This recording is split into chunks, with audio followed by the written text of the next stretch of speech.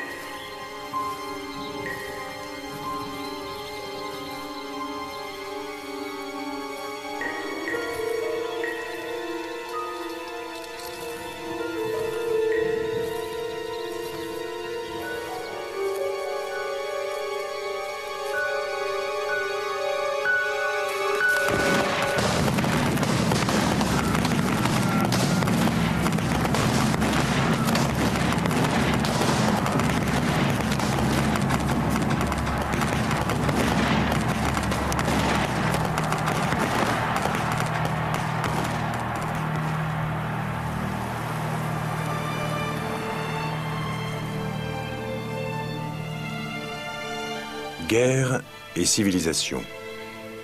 L'histoire de l'humanité se confond avec l'histoire de la guerre. Guerre et civilisation passent en revue les réalisations de l'homme sur plus de 5000 ans. Ce qu'il a créé, ce qu'il a détruit.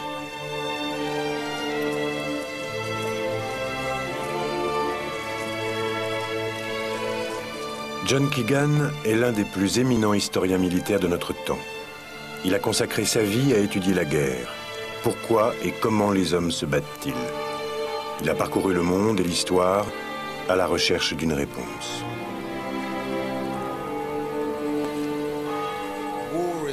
La guerre est une activité vieille d'environ 5000 ans. À l'origine, ces effets n'étaient pas particulièrement dévastateurs, ni même meurtriers, et leur portée restait très limitée. Mais après 5000 ans d'évolution, la guerre est devenue, dans la première moitié du XXe siècle, une activité qui menaça de mettre un terme à la civilisation. Avec Hiroshima, l'humanité prit conscience qu'elle pouvait s'autodétruire.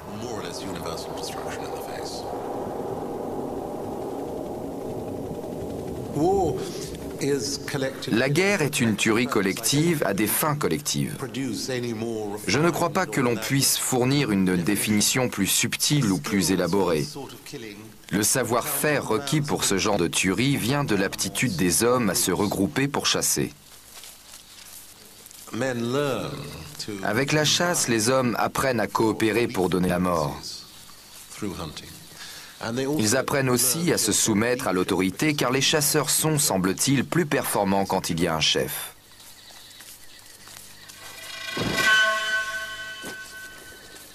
Et l'on passe ainsi de la chasse à la guerre où les hommes, assemblés sous un même commandement, tuent d'autres hommes. Lorsque certains hommes des cavernes inventent l'agriculture et se sédentarisent, ils deviennent du même coup vulnérables. Les prédateurs nomades volent leurs récoltes, leurs outils, leur bétail et leurs femmes. La guerre trouve son origine dans le vol. La guerre naît lorsque les chasseurs s'aperçoivent que les populations sédentaires sont des proies faciles et qu'elles possèdent beaucoup de choses de valeur.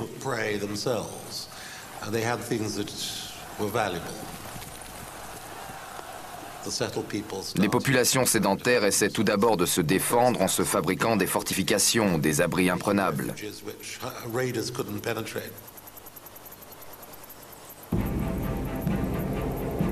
À mesure que les villages deviennent des cités, les cités des États et les États des empires, la soif de conquête jette les hommes dans la bataille.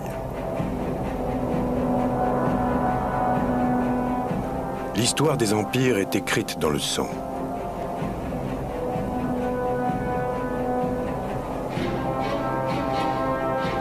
Mais quand les premiers empires voient trop grand, les barbares à leur porte savent leur infliger de rudes leçons.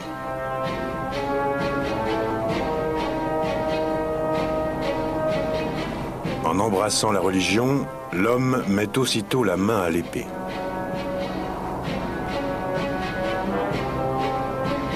Combien de guerres ont été livrées au nom du seul vrai Dieu, au nom de l'islam ou du christianisme? Quand la passion d'un idéal enfièvre les peuples, la guerre révolutionnaire renverse les monarques. Et lorsque deux credos politiques s'affrontent, le monde verra se profiler l'apocalypse.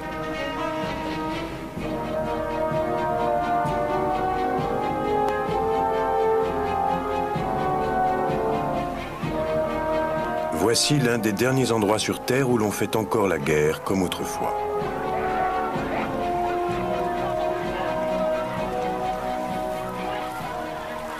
À l'origine, la guerre était fort simple. Les yeux dans les yeux, deux groupes d'hommes munis d'armes primitives se faisaient face. Ils s'insultaient puis s'affrontaient en combat singulier, s'arrêtant à la vue de la première goutte de sang. La guerre en ce temps-là n'était ni mortelle, ni décisive.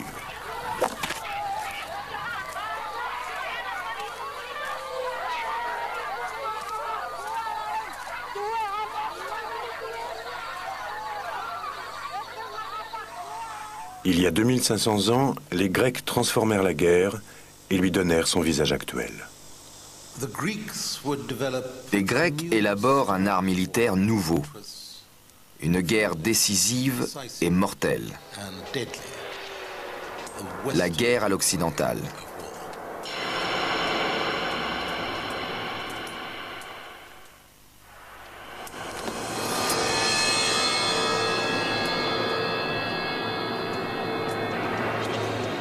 Voici le tout premier soldat moderne, un hoplite.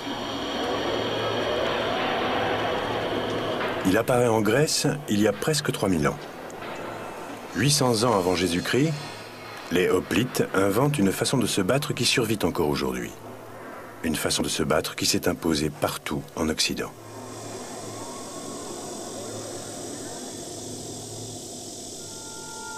L'histoire du hoplite commence dans la Grèce antique. Des querelles séculaires opposent des villages voisins.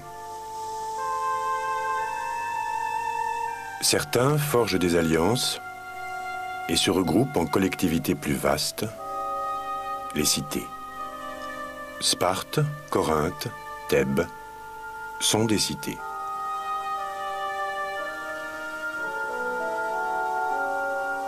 La plus célèbre et la plus puissante d'entre elles est Athènes.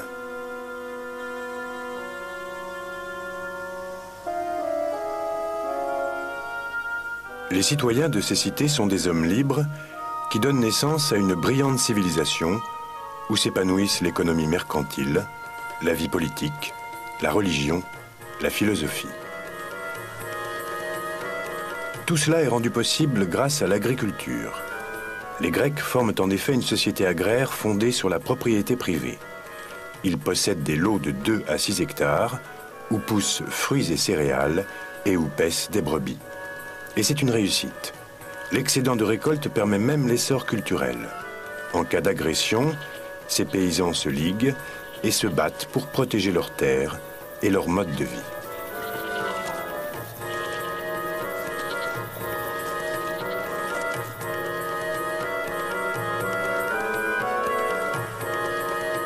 L'ennemi commun est souvent la cité voisine.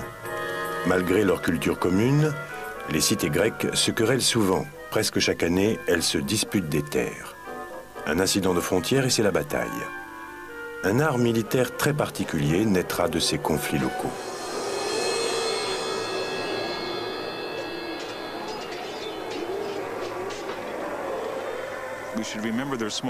Ce sont de petites collectivités, donc les incidents de frontières sont inévitables.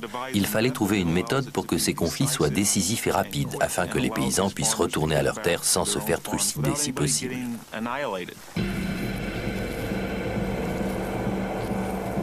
D'où la réforme hoplitique.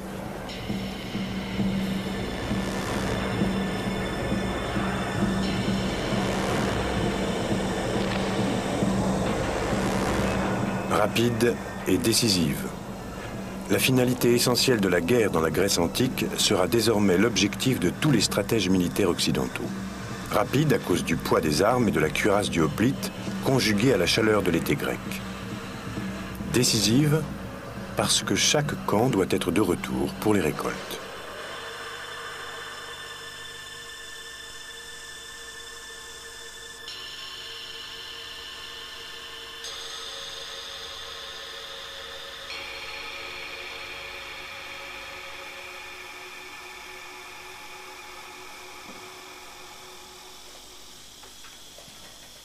Le jour de la bataille, le hoplite se lève de bonne heure pour préparer son équipement.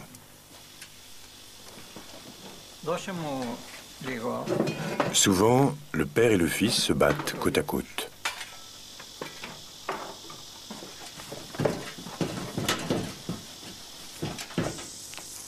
La plupart des hoplites ont un serviteur qui les aide à se préparer au combat. Le hoplite grec portait l'armement complet. Le mot hoplite dérive d'ailleurs du grec hoplon, qui signifie arme. Le casque était assez encombrant et limitait terriblement la vue et l'audition.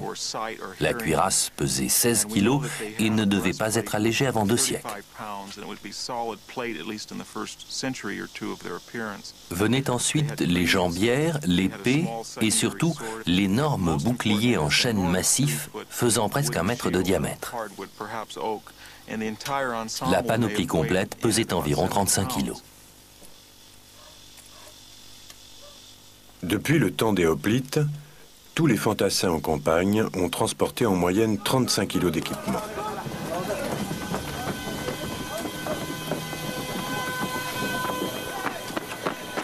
Et aujourd'hui encore, le poids combiné du pactage et du fusil tourne autour de 35 kilos.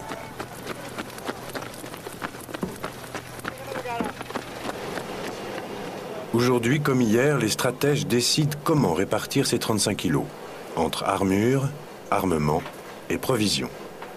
Plus un soldat porte de provisions, plus il pourra marcher longtemps. Mais cela veut dire aussi moins d'armes, une armure plus légère et donc un soldat moins performant au combat. Se préparer pour le combat a toujours donné lieu à des décisions cruciales.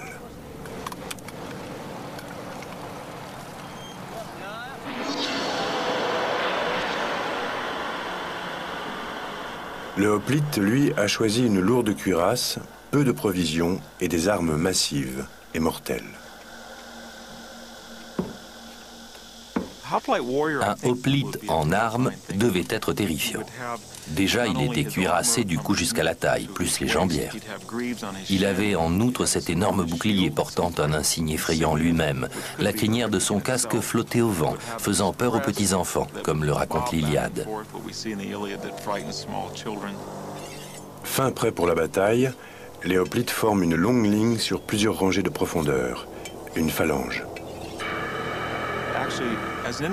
En combat singulier, le hoplite était certes extrêmement vulnérable car le bouclier était rond et ne protégeait pas bien son corps. De plus, son épée était très courte. C'était une arme secondaire. Mais une fois au milieu d'une ligne de 800 mètres de long sur 8 rangs de profondeur, le hoplite transformait ses handicaps en atouts. Porté du bras gauche, son bouclier protégeait l'homme qui se trouvait sur sa gauche et lui-même s'abritait derrière celui de son voisin de droite. Les lances brandies par les 3 premiers rangs formaient une haie de piques infranchissable. C'était une formation à nulle autre pareille. En grec, le mot phalange signifie rouleau. Pour les hoplites, La clé de la victoire est de maintenir la phalange en mouvement. Une phalange qui avance vaille que vaille a une bonne chance de l'emporter. Si elle s'arrête ou se disloque, c'est la mort assurée. Pour maintenir sa cohésion, les hoplites ont une stratégie fort simple. En première ligne, les soldats d'âge mûr, guerriers endurcis. Derrière eux, les jeunes, moins expérimentés. Et à l'arrière, les vétérans plus âgés qui exhortent les jeunes à la pointe de l'épée si nécessaire. Cette formation de combat a un terrain de prédilection. Pour garder sa cohésion à la phalange, les hoplites doivent forcément se battre sur une plaine. Et puisque l'art militaire grec est régi par des règles, le choix du champ de bataille fait l'objet d'un accord préalable. Il y a une certaine ironie à se battre en terrain plat, alors qu'en général le conflit porte rarement sur des plaines fertiles, mais plutôt sur des terrains accidentés servant de frontière entre deux cités voisines. Voilà, j'imagine, comment les choses se passaient. Un berger dévale la colline, disant que les Thébains ont fait une incursion. Les Athéniens convoquent une assemblée et décident que cette fois la coupe est pleine. Ils se mettent en marche avec 2 ou 3 jours de provisions. Les Thébains partent à leur rencontre, se dirigeant vers la première plaine par-delà la frontière.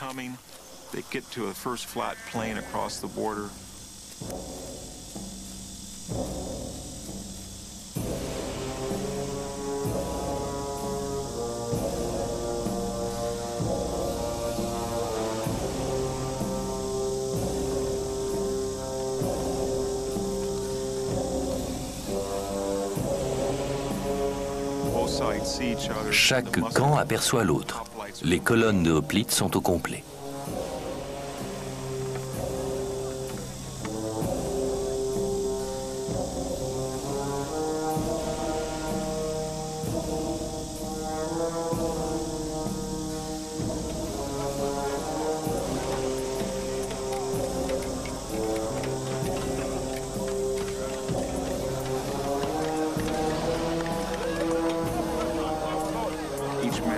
Chaque homme prend place au sein de la phalange et scrute le camp adverse.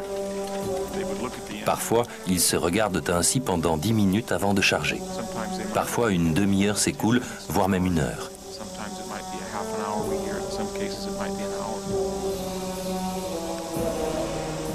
C'est une forme de bataille unique au monde. Les hommes sont tout à fait conscients de ce qui va leur arriver d'ici 10, 15, 20 minutes.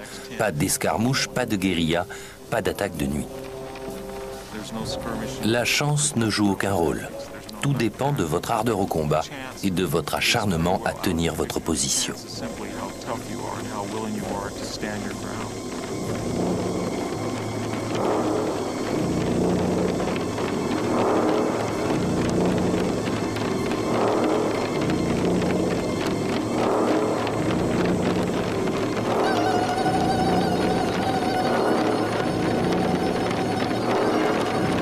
Les hoplites se battent selon les lois de la guerre.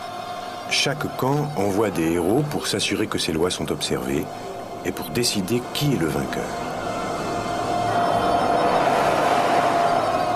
Le poète épique Homère décrit la tension qui précède la bataille. Ils formaient un rempart vivant. La lance serrée contre la lance, le bouclier contre le bouclier. L'écu s'appuyait sur l'écu, le casque sur le casque, l'homme sur l'homme. Les lances vibraient que des mains hardies brandissaient. Ils ne pensaient qu'à marcher droit, impatients de combattre.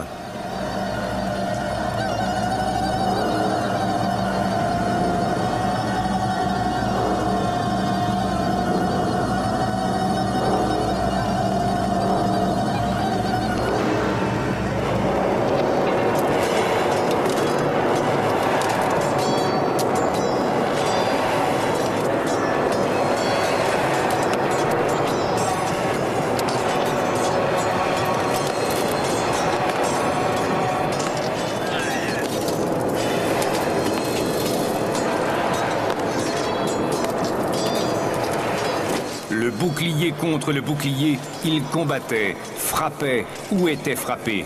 Il n'y avait ni cri ni silence, mais seul l'étrange vacarme que produisait la bataille et la fureur des hommes. Au cœur de la mêlée, la poussière, le sang et les corps enchevêtrés aveuglent le hoplite. Son casque étouffe tous les sons. Il ne peut réagir qu'à la pression des hommes autour de lui.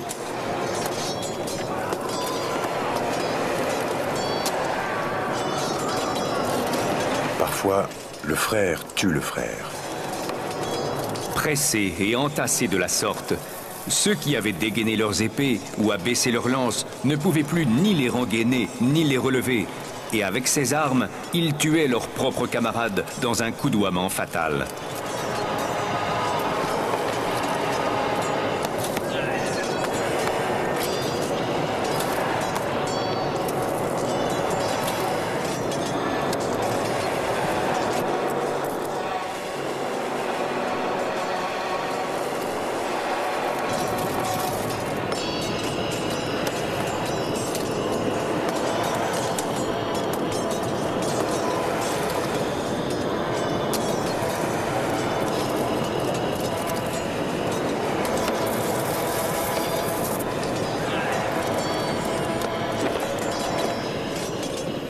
Lorsqu'un camp parvient à enfoncer les rangs adverses, tout se passe très vite. Ceux qui rompent pour s'enfuir offrent leur dos aux lances ennemies.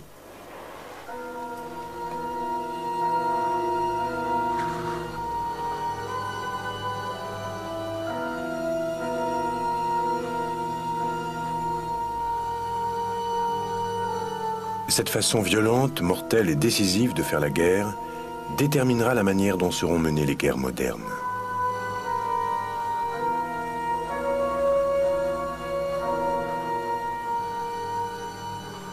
Les cités d'Athènes, Thèbes et Sparte se battaient constamment les unes contre les autres.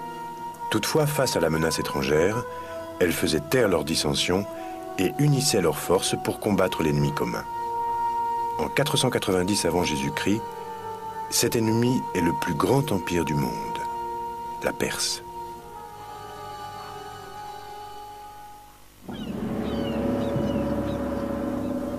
Le détroit des Dardanelles est tout ce qui sépare la Grèce de son pire ennemi.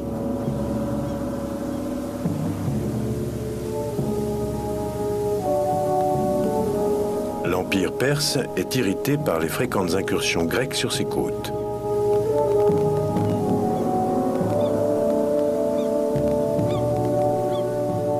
La Perse est aussi vaste que les États-Unis d'Amérique. La Grèce n'est guère plus grande que l'État de New York. La Perse décide de lui donner une leçon. Sa puissante armée prend la mer. L'art militaire grec ne va pas tarder à être mis à l'épreuve. Dans la plus grande bataille maritime de l'Antiquité, les Grecs misent tout sur leur navire de combat, la Trière.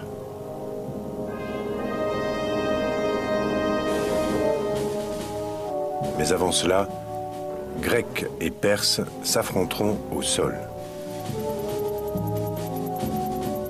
25 000 soldats perses débarquent dans la baie de Marathon, sûrs de la victoire.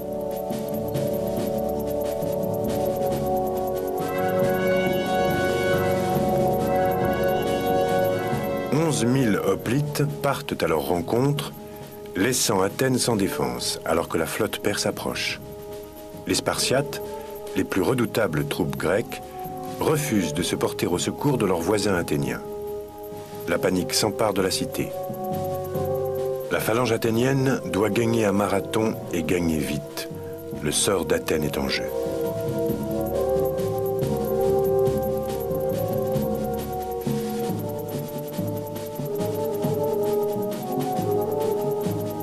Les Perses ne sont plus qu'à 1500 mètres, de l'autre côté de la plaine.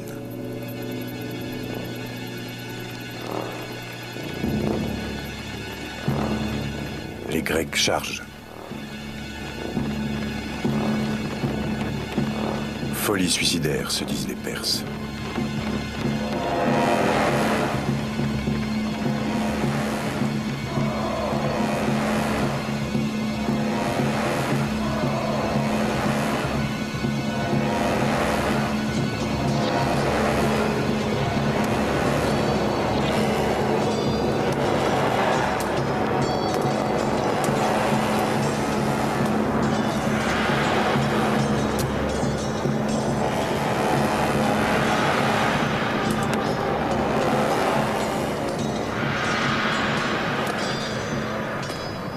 L'assaut est si violent que les Grecs l'emportent. Les Perses perdent 6400 hommes. Mais la flotte perse menace plus que jamais Athènes. Il faut prévenir la cité et lui dire de résister à tout prix. Mais 42 kilomètres séparent Athènes de Marathon. Les Grecs envoient alors le seul homme capable de délivrer le message à temps, Philippides. Philippides entreprend sa légendaire course à pied, le tout premier marathon. En annonçant la bonne nouvelle, Philippides meurt d'épuisement. Mais sa mort n'aura pas été vaine. Athènes reprend courage et résiste jusqu'au retour de l'armée de Marathon. À sa vue, les Perses prennent la fuite. Dans ce premier grand affrontement entre Orient et Occident, entre Perses et Grecs, la technique militaire grecque a triomphé. L'action décisive a assuré la victoire.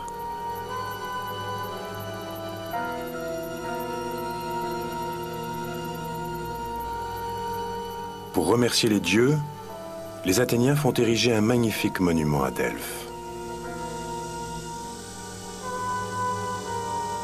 Mais 10 ans après Marathon, les Perses lancent une seconde invasion. L'oracle de Delphes a prédit que seul le rempart de bois ne cédera pas.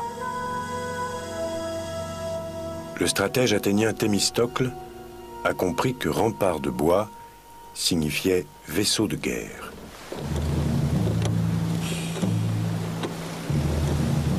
Les Athéniens s'attellent donc à construire une flotte de navires longs et rapides, les trières.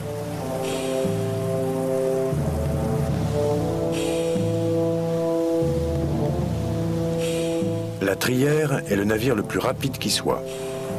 Propulsé par 170 rameurs, sa vitesse de pointe peut atteindre 11 nœuds, soit 20 km/h.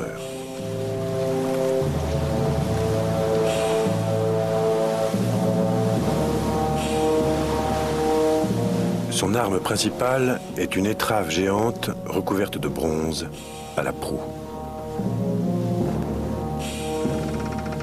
La trière peut ainsi éperonner tout navire sur son passage. La flotte athénienne est achevée juste à temps. En 480 avant Jésus-Christ, l'empereur perse Xerxès se lance sur la Grèce avec la plus grande flotte et la plus grande armée jamais réunie, 200 000 hommes. L'armée perse envahit la Grèce par le nord, tandis que sa flotte met le cap sur Athènes et l'île de Salamine.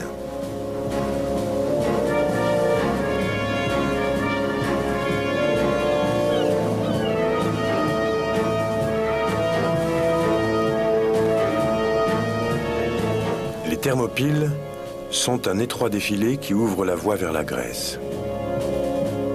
La progression des troupes perses vers le sud y est arrêtée par 7000 hoplites.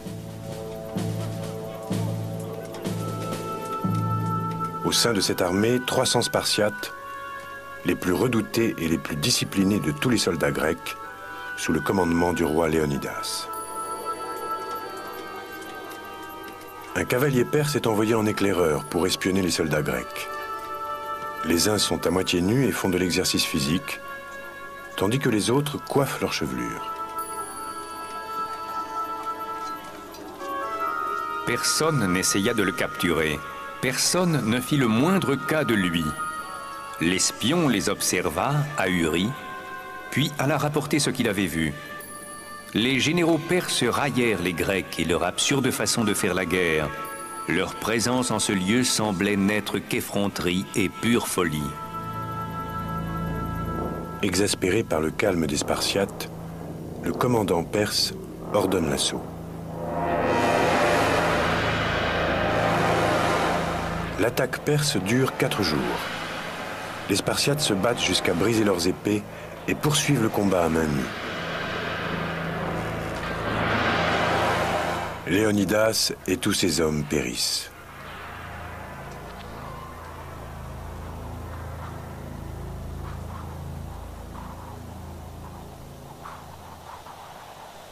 Xerxès et son armée se lancent sur Athènes. Les Athéniens, plaçant tous leurs espoirs dans leurs remparts de bois, se retirent sur l'île de Salamine. À l'époque, comme aujourd'hui, Salamine est un port prospère.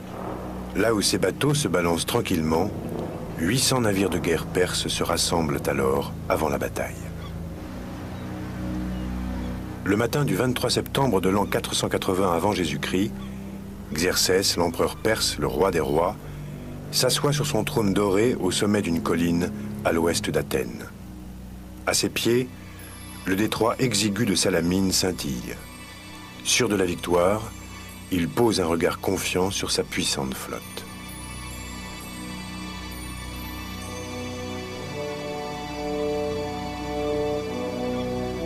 Mais Thémistocle, à la tête de la flotte athénienne, est fin prêt lui aussi. Les navires perses sont 2 fois plus nombreux.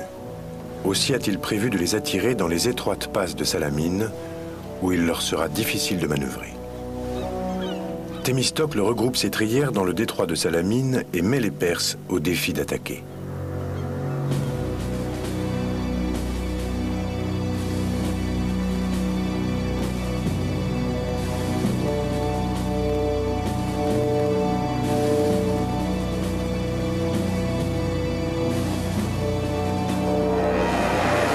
Les Perses mordent à l'hameçon et s'engagent dans le détroit. Au commandement de Thémistocle, les Athéniens se jettent de toute la force de leurs rameurs sur les Perses.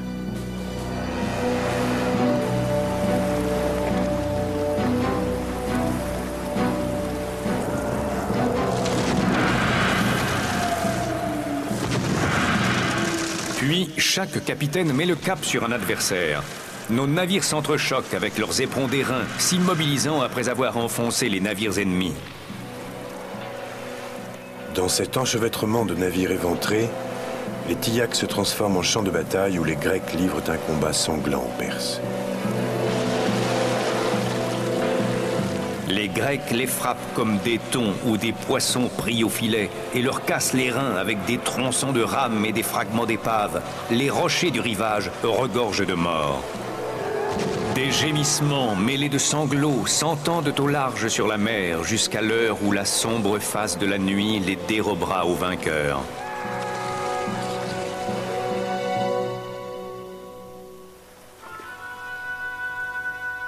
Troublante réminiscence d'un lointain passé, les carcasses en acier des bâtiments modernes rouillent tout près des épaves des vaisseaux perses, sombrés ici même il y a 2500 ans.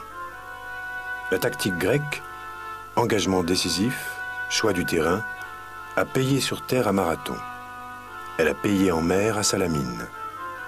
La technique militaire grecque peut à présent conquérir le monde.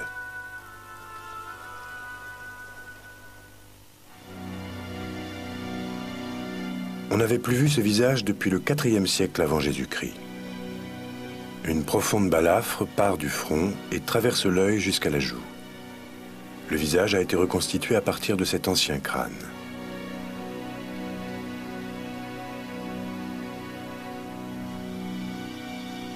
Le chirurgien plastique Richard Neave a recouru aux techniques utilisées par la police pour identifier les victimes de meurtre à partir de fragments osseux. Ce crâne provient d'un site funéraire dans le nord de la Grèce.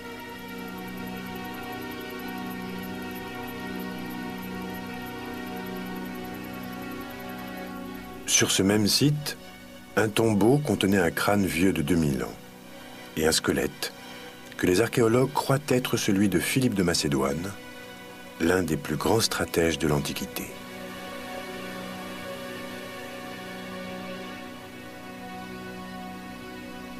L'indice décisif est cette encoche dans l'os au-dessus de l'œil droit. Nous savons que Philippe II a été blessé à l'œil droit par une flèche. Ici, on peut constater les dégâts occasionnés sur le bord supérieur de l'orbite et sur la joue.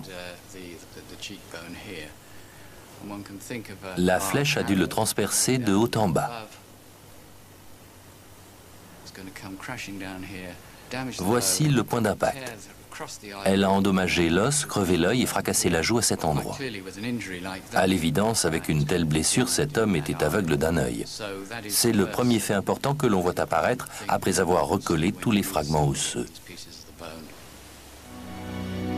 Cela semble corroborer un témoignage selon lequel Philippe aurait perdu un œil en recevant une flèche lors d'un siège. Selon la légende, Philippe aurait accepté de perdre un œil si c'était pour étendre sa domination et son pouvoir. La soif de pouvoir de Philippe s'affirme d'abord en Macédoine, un royaume barbare au nord de la Grèce. Pendant plus de 20 ans, Philippe va développer une armée d'un nouveau type. Comprenant la force de la phalange grecque, il l'intègre au sein de son armée.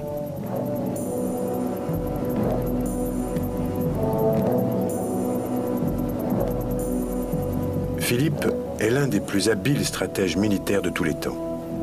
Il ne se contente pas d'adopter la phalange, il va plus loin. Regardant les collines de Macédoine, Philippe intégrera les nobles du Nord qui sont d'excellents cavaliers et en fera une division de cavalerie.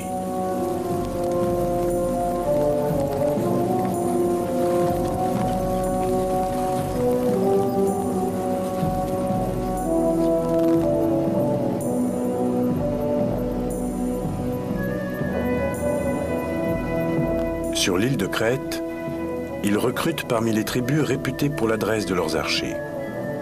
Il incorpore également des guerriers dont l'adresse au javelot et à la fronde peut briser les rangs ennemis.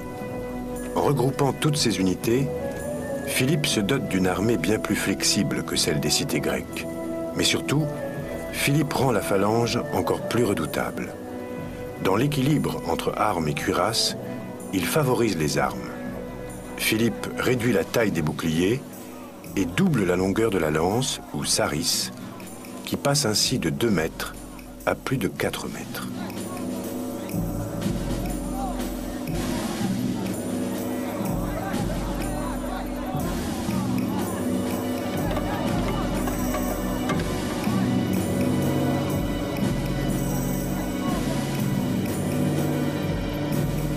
Ainsi, lorsque les lances sont abaissées pour le combat, ce sont les piques acérées des 5 premiers rangs qui dépassent à l'avant de la phalange. Pendant la bataille, le soldat ennemi voit 10 têtes de lance fondre sur lui.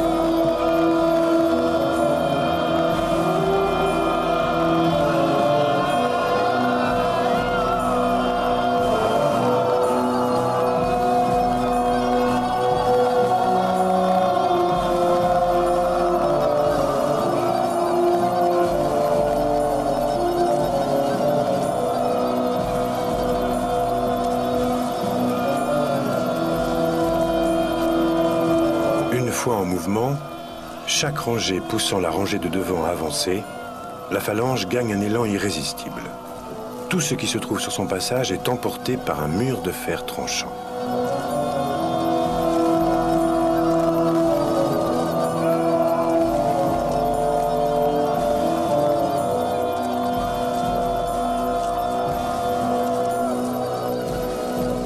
La phalange macédonienne embroche ses ennemis comme des morceaux de viande. Le plus difficile est de dégager les piques des lances des cadavres ennemis.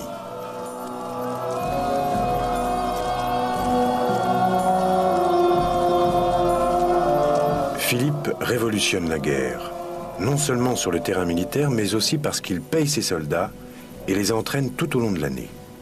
Contrairement à son homologue grec, l'armée de Philippe fait campagne toute l'année. Ses soldats peuvent parcourir de 30 à 45 km par jour avec leur lourd équipement. C'est une armée professionnelle, permanente et à plein temps. Rien ne peut l'arrêter. En 20 ans de campagne, Philippe soumet les tribus de Thessalie et de Thrace, ainsi que la plupart des Balkans, le nord de la Grèce et la partie européenne de la Turquie actuelle. Mais le véritable trésor se trouve au sud. Philippe veut s'emparer des riches cités grecques. Il marche vers le sud à travers le défilé des Thermopyles. Dans les plaines de Chéronée, au cœur de la Grèce, une armée de hoplites lui barre le chemin. La jeune armée de Philippe va affronter la fine fleur de la vieille garde. Un jeune commandant promis un brillant avenir se bat aux côtés de Philippe, son fils, Alexandre.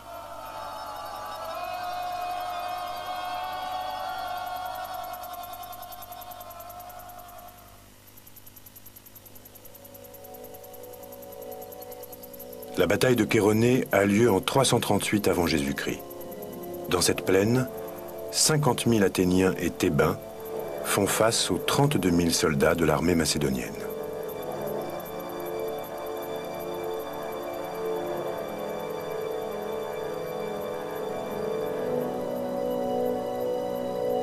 Le sort de la Grèce tout entière se joue dans cette plaine. Sur le flanc gauche, le fils de Philippe, Alexandre, commande la cavalerie. Alexandre n'a que 18 ans, mais il convoite déjà le trône de son père.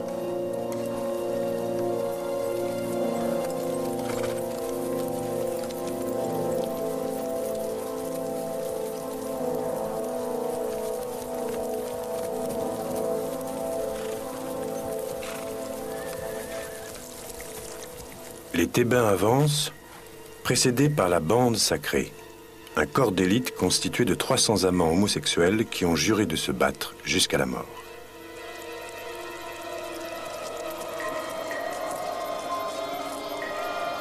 Philippe ordonne à la phalange macédonienne d'avancer à son tour.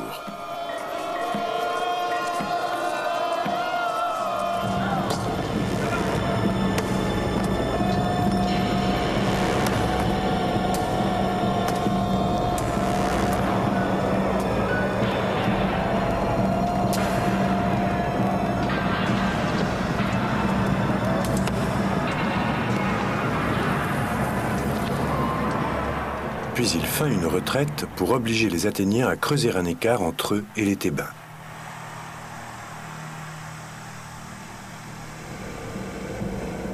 Alexandre lance alors une seule charge de cavalerie à bride abattue et les rangs ennemis sont enfoncés.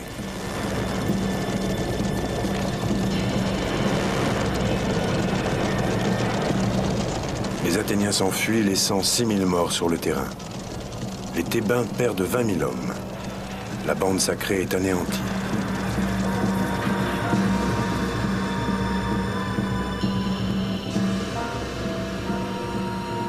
Fidèle à son serment, la bande sacrée s'est battue jusqu'au dernier homme.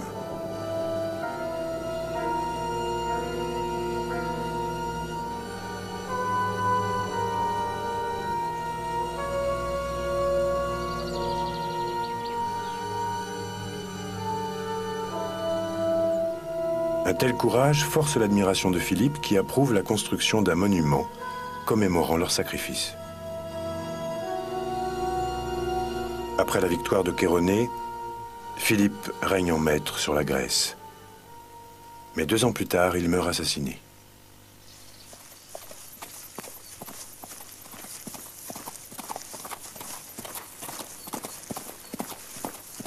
Alexandre hérite du trône de Grèce, mais aussi du rêve le plus ambitieux de son père, détruire la Perse.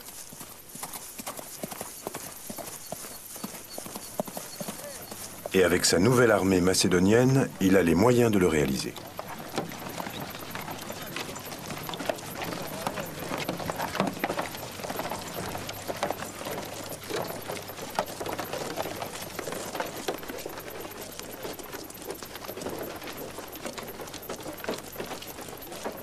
Le noyau de l'armée d'Alexandre est constitué par la cavalerie, véritable compagnonnage où les officiers vivent en frères, affrontant ensemble le danger et rivalisant de courage et de hardiesse militaire.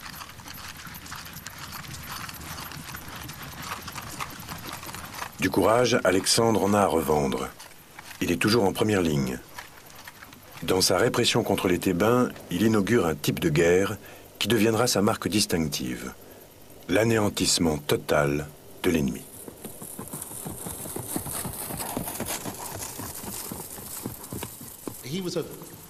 C'était un homme impitoyable, capable de tuer ses amis si ça lui prenait. Il méprisait le danger s'il estimait devoir risquer sa vie. Il sera blessé 9 fois, la dernière presque mortellement. Il valait mieux ne pas aller boire avec lui un samedi soir. Lors d'une beuverie, il a tué Clitus d'un coup de lance en pleine poitrine parce que Clitus avait dit quelque chose qui lui avait déplu. De 334 à 331 avant Jésus-Christ, Alexandre défait l'armée perse à Granique, Issos et enfin à Arbel dans l'Irak actuel.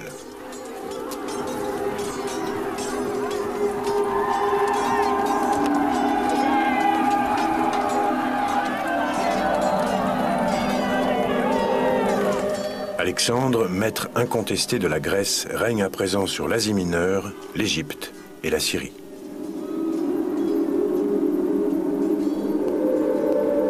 Une campagne de conquête épique l'emmène jusqu'en Afghanistan et en Inde, bien au-delà des confins du monde connu. À l'époque, aucun autre seigneur de la guerre n'a conquis un empire si vaste et en si peu de temps. Tout au long de son règne, le gros des troupes d'Alexandre viendra de sa région d'origine, la Macédoine. Personne n'était jamais parvenu à résoudre les problèmes de ravitaillement d'une armée si loin de chez elle. Tout le génie d'Alexandre est justement d'avoir été à la fois un grand stratège et le père de la logistique moderne. Il garde son armée près des côtes et une flottille de navires suit la progression des troupes pour mieux les approvisionner. Une fois ravitaillés, les hommes doivent porter leur propre ration. S'ils sont pris en train d'utiliser des chars à bœufs pour transporter des vivres ou du matériel, Alexandre fait brûler le char et abattre le bœuf. Un bœuf peut à peine tracter 8 jours de nourriture pour lui-même. Alors ne parlons pas de porter celle des hommes.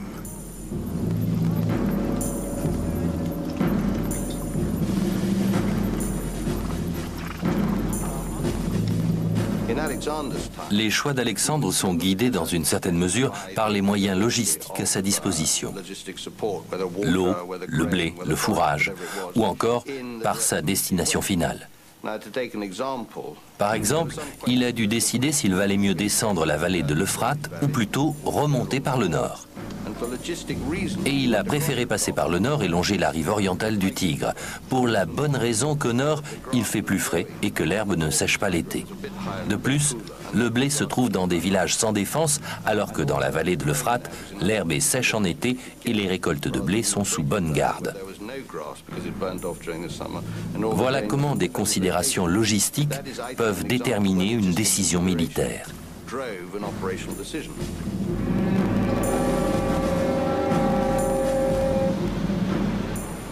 Rien n'a changé.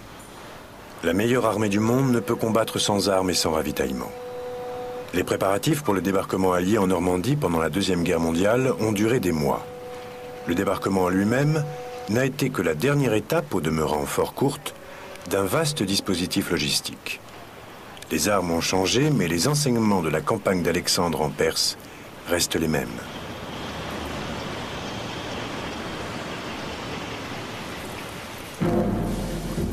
Obligé de s'éloigner des côtes et de ses points d'approvisionnement, il longe le cours des fleuves pour ne pas manquer d'eau. Des messagers le précèdent, soudoyant les villageois et promettant la clémence à quiconque approvisionnera ses troupes. Pour une armée aussi loin de son sol natal, la logistique devient une question vitale. Le calcul est simple. 100 000 hommes sans nourriture égale 100 000 morts. Le ravitaillement des troupes est encore plus crucial en cas de siège prolongé. Une armée assiégeante est statique et les sources d'approvisionnement locales ne tardent pas à tarir.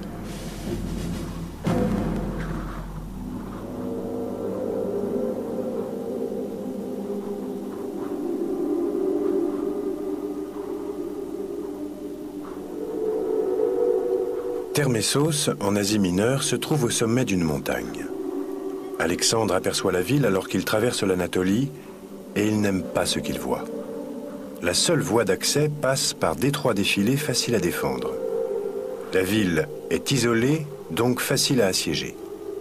Mais à une telle altitude et avec un relief aussi accidenté, Alexandre sait que le ravitaillement de son armée sera très difficile. Le jeu n'en vaut pas la chandelle, Dans sa sagesse, il se retire. Dix ans après avoir renoncé au siège de Thermessos, l'empire d'Alexandre couvre pratiquement tout le monde connu. Un moins bon stratège aurait sans doute tout perdu prématurément en lançant un assaut désespéré contre Thermessos. Alexandre le Grand était l'un des généraux les plus audacieux de l'histoire, mais aussi un des plus avisés. Dans toute l'histoire de la guerre, aucun homme n'a pu rivaliser avec lui.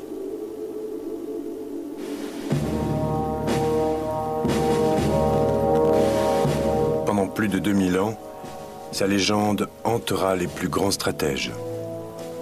Jules César se lamenta de ne pouvoir égaler les conquêtes d'Alexandre. Napoléon pensait qu'on ne pouvait comprendre la guerre sans étudier Alexandre. Même Adolf Hitler professait son admiration pour le roi de Macédoine. À 33 ans, Alexandre meurt et son nom entre dans la légende. Au cours d'une vie brève et brillante, Alexandre a emmené son armée plus à l'est qu'aucune autre armée européenne ne le fera avant la découverte des armes à feu. Jamais il n'a regardé vers l'ouest. Et pourtant, c'est de là que surgira la prochaine grande puissance, Rome.